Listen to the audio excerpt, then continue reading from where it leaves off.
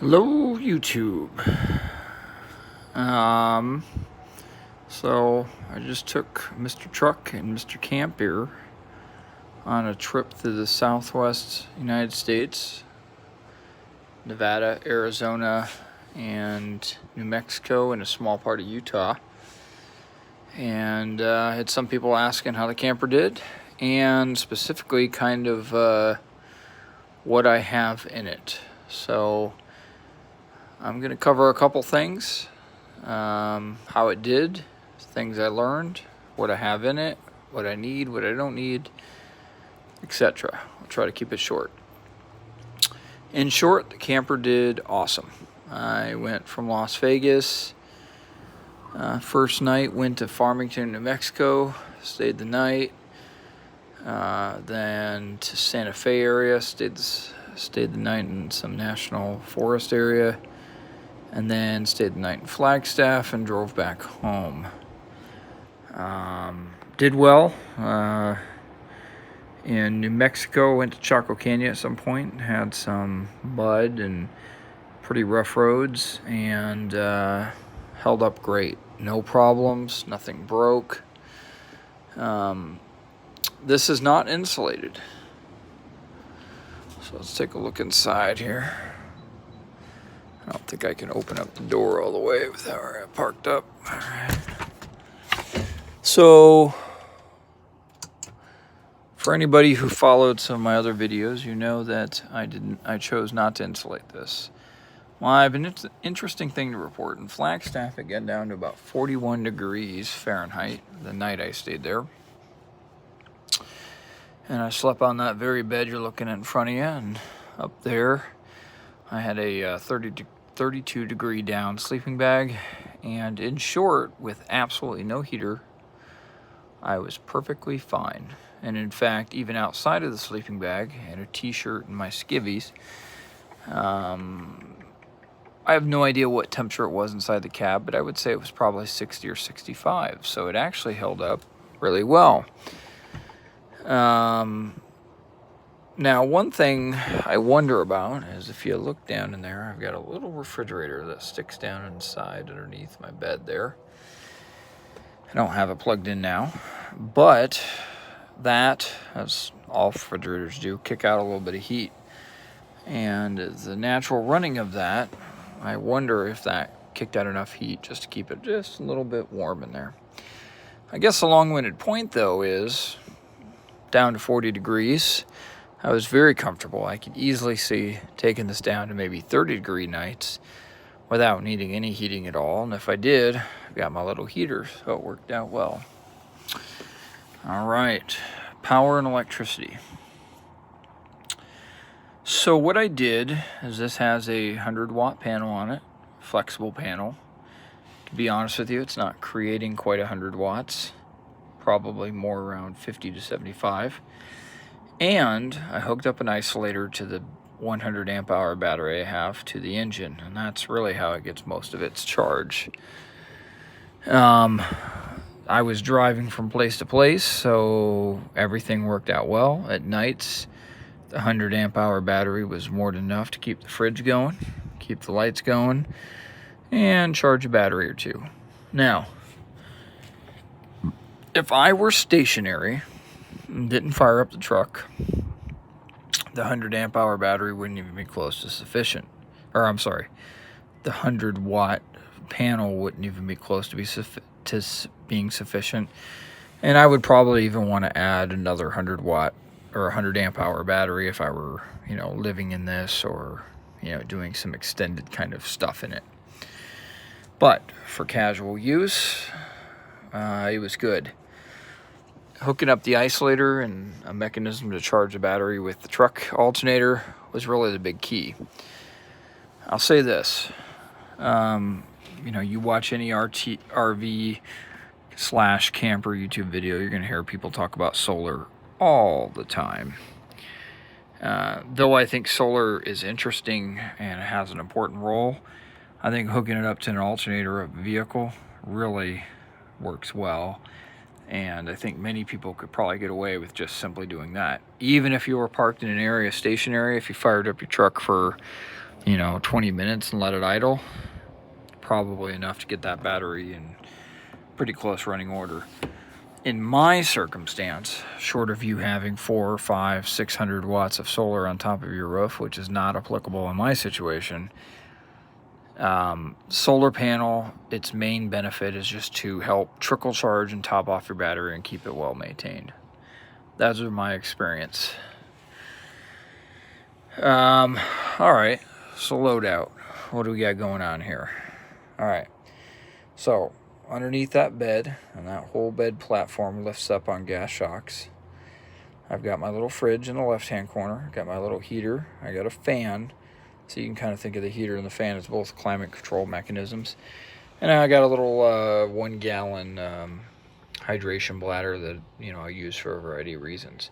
Behind that hydration bladder and the fan, I have one of those cassette porta potties. As a side note, I don't know why people use the bucket and bag method. That porta potty is awesome. I don't remember what brand it is, but there's a couple on Amazon. The one I got is nothing special. It works out really well.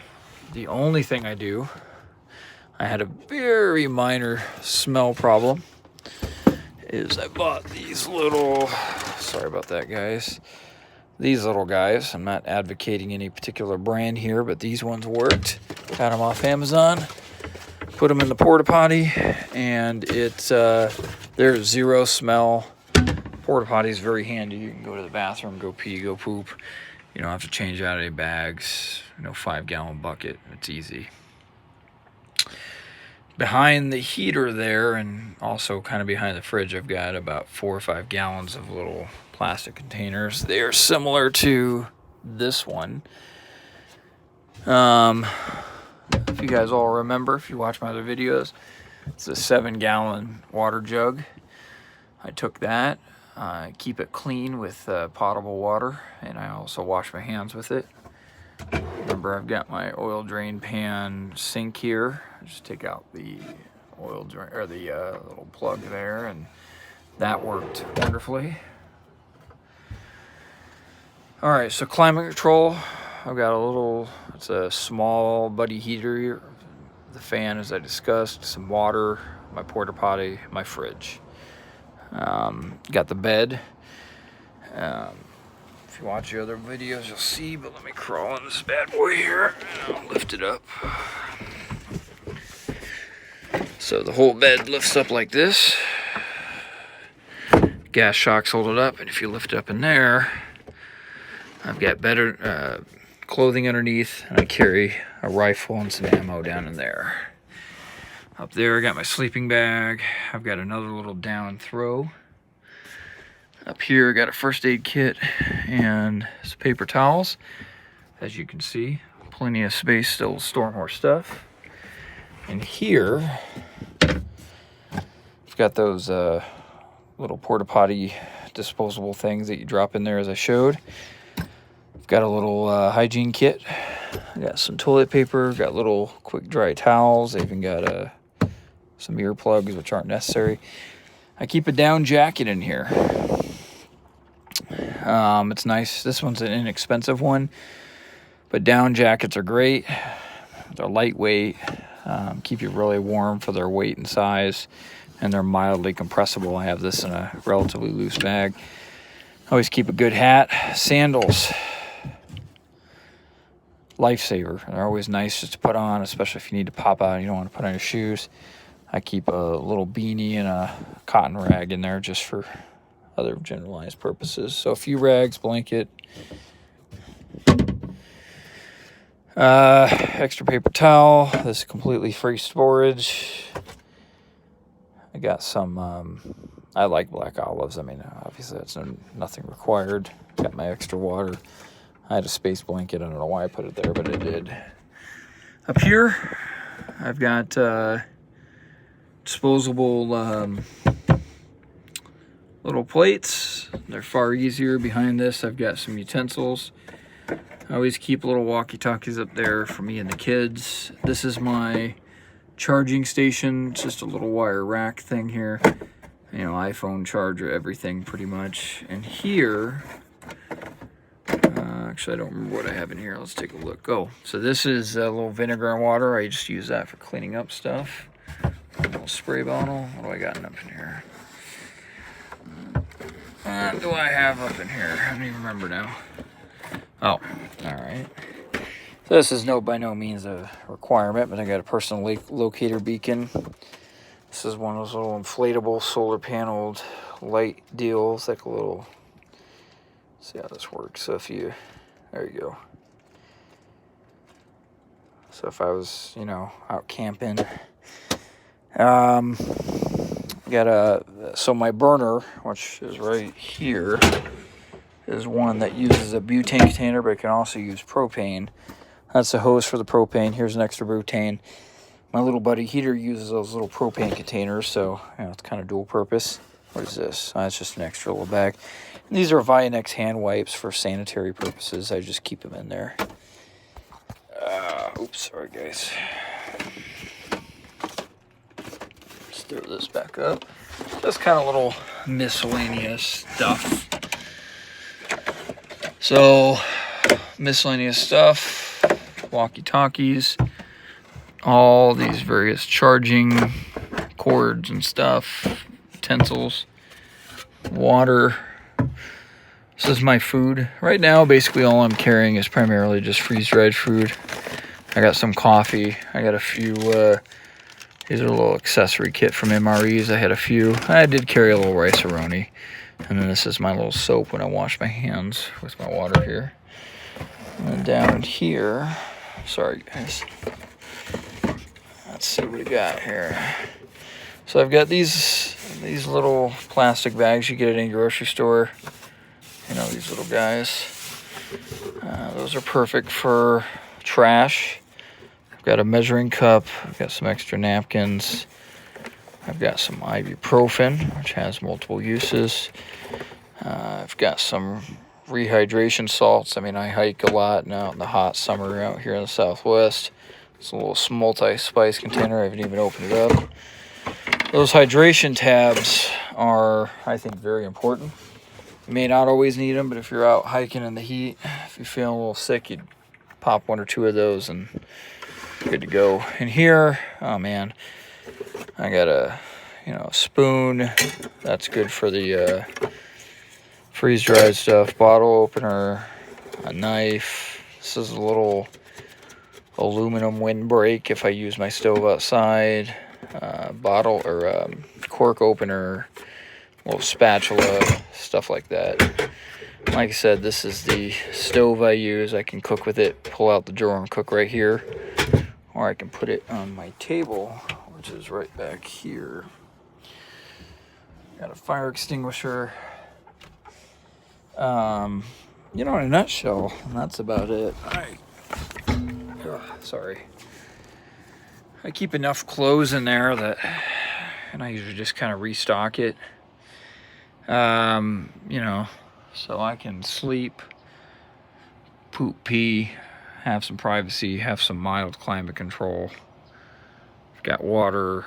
I keep got a little pan tucked back in here, and I've got two separate little kettles. One I use to make coffee, and I do it cowboy method, meaning I just boil it in there. And the other one I use if I'm just boiling straight water for something else.